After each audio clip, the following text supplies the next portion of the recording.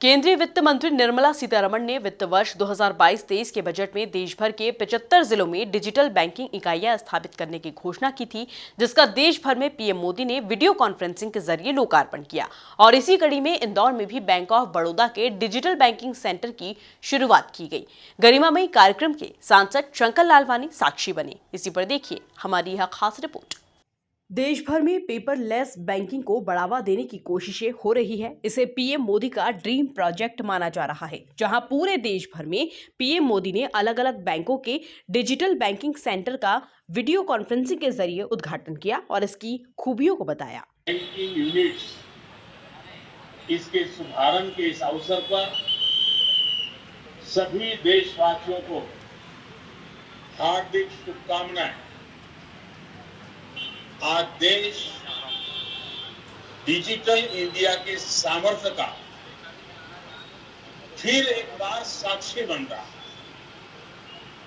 आज 75 digital banking units देश के 75 जिलों में धरातल पर उतर रहे हैं। मैं इस मिशन से जुड़े सभी लोगों, हमारे बैंकिंग सेक्टर को, हमारे आरबीआई को बहुत बहुत बधाई देता। कार्यक्रम में सांसद शंकर लालवानी भी शामिल हुए और उन्होंने इस कवायद को बहुआयामी बताया और कहा कि यह एक डिजिटल क्रांति है। प्रधानमंत्री जी ने आजादी के अमृत महोत्सव के अंतर्गत जो माननीय वित्त मंत्री जी ने जो फाइनेंस मिनिस्टर ने वित्त मंत्री जी ने जो बजट के दौरान घोषणा की थी कि पूरे देश में 75 डिजिटल बैंकिंग प्रारंभ होगी इस बार, उसका शुभारंभ किया।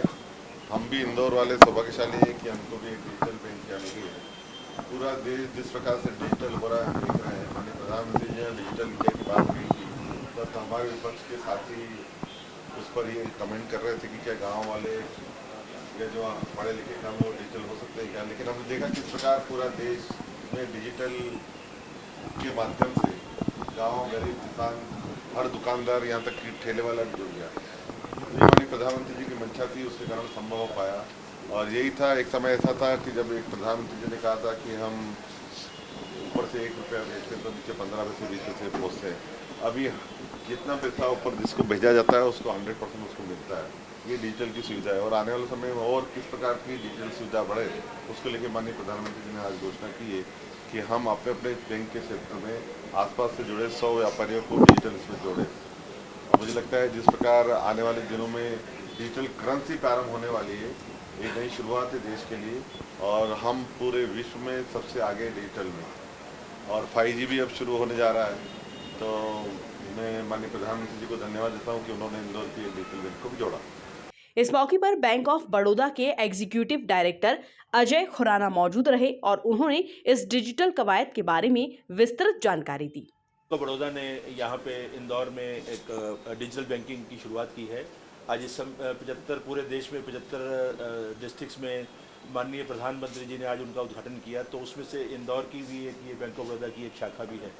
ये जो शाखा है इसमें ये पेपरलेस पूरी की पूरी पेपरलेस है, सिर्फ सारी ट्रांजेक्शन डिजिटल होंगी। इसमें इस डिजिटल के अंदर ग्राहक खाता खोल सकता है, ग्राहक लोन भी अप्लाई कर सकता है, ग्राहक FD RD खोल सकता है, ग्राहक APY और जो दूसरी सुरक्षा योजनाएं हैं, जीवन सुरक्षा बीमा योजना, उसको भी उसके लिए अप्लाई कर सकता है। ग्राहक अपनी स्टेटमेंट, अपनी TDS फॉर्म, अपने 15G 15H और पेंशन के जो जिस किस्म की जो उसकी ग्रीवेंसेस हैं वो भी यहाँ से सॉल्व हो सकती हैं। और ग्राहक जन समर्थ पोर्टल जो केंद्रीय सरकार का जो पोर्टल है, जिसमें 13 सरकारी योजनाएं जो ऋण हैं उनको वहाँ पे उसमें अप्लाई कर सकता है। कुछ ऋण ऐसे हैं जो एंड टू एंड, जिसमें कि सारे के सारे वो मुद्रा लोन और पर्सनल लोन और आने वाले टाइम में ऑटो लोन भी एंड टू एंड डिजिटल होंगे, जिसमें किसी पेपर की कोई ज़रूरत नहीं है। आपको बता दें कि 75 जिलों में डिजिटल बैंकिंग इकाइयों के लोकार्पण कार्यक्रम प्रदेश के अन्य जिलों में भी एक साथ आयोजित किए गए हैं, जिसमें पेपरलेस वर्क की खासियतों को बताया गया है। Bureau report, MP news, Indore.